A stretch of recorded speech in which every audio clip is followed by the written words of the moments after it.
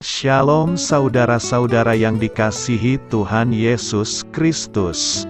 Selamat pagi, selamat berjumpa dalam renungan pada pagi hari ini. Selamat beraktivitas dan selamat melayani Tuhan. Kita bersyukur karena kemurahan Tuhan. Hari ini kita boleh bangun dengan kekuatan baru. Semua karena anugerah Tuhan. Saat ini sebelum kita mendengarkan renungan firman Tuhan, marilah sama-sama kita berdoa. Bapa kami yang di sorga, Bapa dalam nama Tuhan Yesus Kristus, Tuhan dan Allah kami yang baik, kami bersyukur untuk berkat kemurahan-Mu, di sepanjang malam Tuhan sudah lindungi kami. Dan pagi ini kami boleh ada sebagaimana kami adanya. Semua karena berkat kemurahan Tuhan. Saat ini kami mau mendengarkan sabda firman-Mu. Jamah hati kami Tuhan, berikan pengertian yang baru, untuk kami memahami firman-Mu dan taat melakukan kehendak-Mu. Dalam nama Tuhan Yesus, kami berdoa. Haleluya. Amin. Sahabat suara kasih, ayat pembacaan Alkitab kita hari ini terambil dari Efesus 2 ayat yang ke-17 sampai 22. Efesus 2 ayat 17 sampai 22. Ia datang dan memberitakan damai sejahtera kepada kamu yang jauh, dan damai sejahtera kepada mereka yang dekat. Karena oleh Dia kita kedua pihak dalam satu roh, beroleh jalan masuk kepada Bapa. Demikianlah kamu bukan lagi orang asing dan pendatang, melainkan kawan sewarga dari orang-orang kudus, dan anggota-anggota keluarga Allah, yang dibangun di atas dasar para rasul dan para nabi, dengan Kristus Yesus sebagai batu penjuru. Di dalam Dia tumbuh seluruh bangunan, rapih tersusun, menjadi bait Allah yang kudus, di dalam Tuhan. Di dalam Dia kamu juga turut dibangunkan, menjadi tempat kediaman Allah, di dalam Roh. Sahabat suara kasih, ayat emas renungan kita hari ini adalah Efesus 2 ayat 19 sampai 21. Demikianlah kamu bukan lagi orang asing dan pendatang, melainkan kawan sewarga dari orang-orang kudus, dan anggota-anggota keluarga Allah, yang dibangun di atas dasar para rasul dan para nabi, dengan Kristus Yesus sebagai batu penjuru. Di dalam Dia tumbuh seluruh bangunan, rapih tersusun, menjadi bait Allah yang kudus, di dalam Tuhan. Judul renungan kita hari ini adalah Berkat Tuhan di Lingkungan yang Buruk. Ditulis oleh Margaret D. Mitchell. Sahabat suara kasih, ada musim di mana saya bekerja untuk sebuah perusahaan yang sangat besar, dan memiliki kesalahan dalam pengelolaannya. Saya melihat banyak kecerobohan yang dilakukan oleh karyawan, dan manajemen menutup-nutupi kurangnya integritas secara keseluruhan dalam divisi saya, seperti yang diizinkan Tuhan. Karena saya tahu bahwa ketika Tuhan akan melakukan terobosan, Dia sering menempatkan orang luar sebagai katalisator untuk mempengaruhi suatu hasil. Saya mulai mendoakan karyawan dan organisasi. Kurang dari 2 tahun setelah saya mulai bekerja di tempat itu, pelangi muncul di luar jendela kantor. Meskipun saya telah melihat banyak pelangi, ini adalah pertama kalinya bagi saya melihat hamparan yang begitu luas. Saya juga bisa melihat pelangi dari awal sampai akhir dari kantor tinggi saya. Tampaknya sangat dekat dengan gedung kami. Para karyawan bangkit dari meja mereka, dan berkumpul di jendela dengan kagum.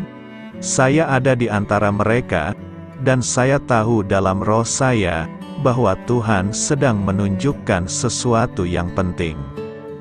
Saya berdoa agar Dia memberi saya pengertian, Setelah Tuhan melepaskan saya dari perusahaan itu, tak lama kemudian saya mengetahui bahwa divisi itu telah dijual ke perusahaan lain yang terletak pada ujung pelangi itu.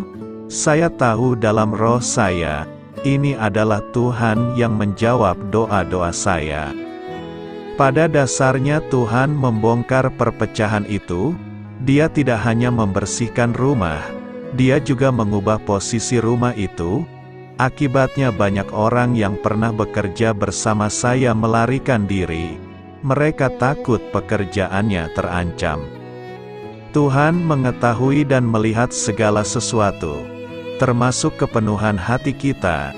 Dia tahu keseimbangan yang tepat antara disiplin dan kemudahan yang kita butuhkan pada saat tertentu untuk menggenapi panggilannya. Struktur geraknya meliputi kekuatan, keindahan, keteraturan, dan keseimbangan. Ini menyiratkan otoritas dan ketundukan kepada otoritas dalam berbagai tingkat, sesuai dengan apa yang diperlukan untuk menopang kehidupan dan menyelesaikan misi yang dimaksudkan Allah di bumi seperti di surga. Sebagai contoh, sebagaimana Tuhan merancang tubuh kita untuk mengandung struktur tulang, kerangka yang memungkinkan kita untuk berdiri dan bergerak, Dia juga mengilhami struktur organisasi yang dirancang untuk melayani tujuannya dan tujuan umatnya, yang semuanya tunduk pada Yang Maha Kuasa. Pertimbangkan kekuatan militer kita dan struktur otoritas yang ditetapkan untuk menjaga keamanan, perlindungan, ketertiban, dan kemenangan. Ketika seseorang menghadapi perang, tidak cukup hanya berpikir, membayangkan atau percaya bagaimana harus bertindak.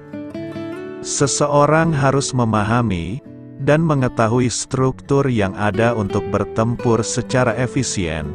Seseorang harus percaya pada otoritas yang telah ditetapkan, dan memegang senjata yang ada. Seseorang harus tahu bagaimana mengoperasikan sumber daya, sesuai dengan rencana strategis secara keseluruhan.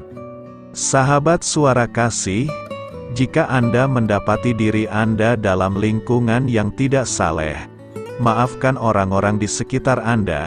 Kemudian mintalah Tuhan untuk campur tangan, untuk merestrukturisasi struktur sesuai dengan keinginannya, dan untuk memposisikan Anda kembali.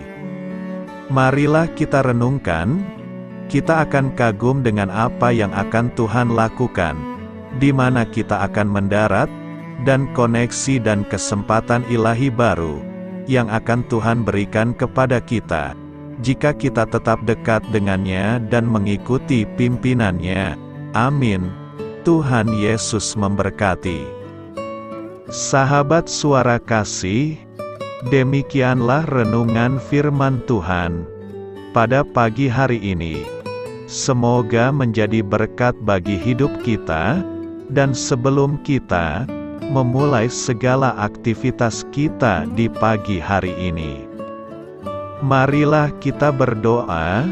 Bapa kami yang di sorga, Bapa, di dalam nama Tuhan Yesus Kristus, terima kasih Bapa, karena Engkau sudah menjadi Allah bagi kami. Kami juga bersyukur Bapa, untuk pertolongan-Mu, penyertaan-Mu, dan atas berkat-Mu di dalam kehidupan kami. Kami berbahagia dan bersyukur Bapa, untuk kebaikan-Mu di pagi hari ini. Tak berkesudahan kasih setia-Mu, tak habis-habisnya rahmat-Mu, selalu baru setiap pagi, besar kesetiaan-Mu di dalam hidup kami. Terima kasih untuk firman-Mu. Pada pagi hari ini ya Bapa, kami mau belajar dan terus belajar tentang firman-Mu. Firman-Mu yang menguatkan dan meneguhkan iman percaya kami. Firman-Mu yang mengubahkan kehidupan kami. Kami mau berjalan bersama dengan Engkau, di sepanjang kehidupan kami Bapa, agar kami tidak tersesat di dalam dunia ini. Terima kasih Bapa, buat kesempatan dan nafas kehidupan yang masih Engkau berikan. Kami mau memakai kehidupan kami untuk hormat dan kemuliaan nama-Mu. Segala pergumulan dan masalah hidup kami serahkan di dalam tangan-Mu. Engkau yang akan menyelesaikannya bagi hidup kami. Kami hanya berharap kepada-Mu, Bapa.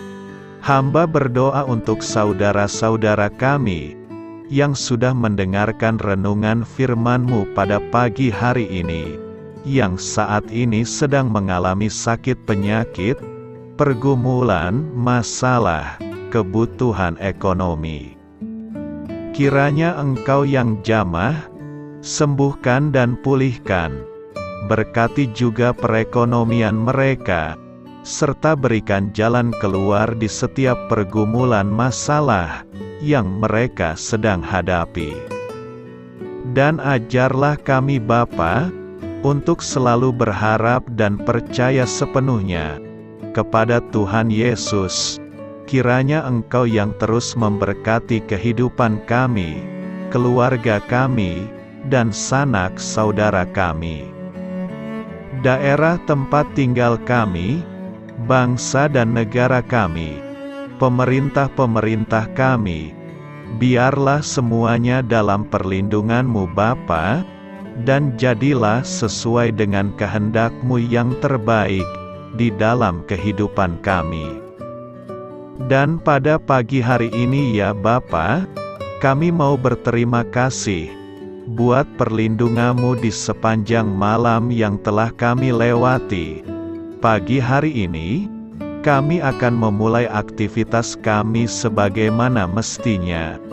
Kami yakin dan percaya, perlindungan-Mu tetap ada di dalam hidup kami, dan juga di sepanjang hari yang akan kami lewati ini. Terima kasih Bapa, inilah yang menjadi doa dan permohonan kami. Dalam nama Tuhan Yesus Kristus, kami berdoa, amin.